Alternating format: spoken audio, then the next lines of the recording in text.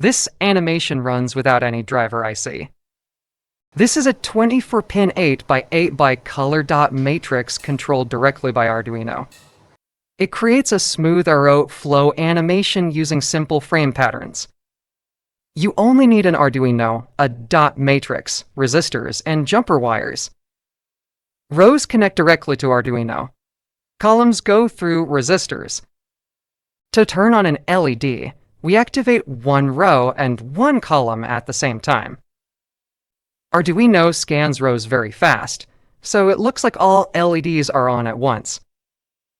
The animation is built from multiple frames stored in arrays.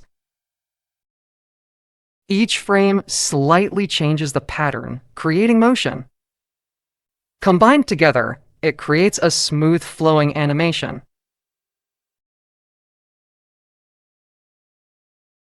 You can adjust the delay to make the animation faster or smoother. You can download the full code and wiring from the description.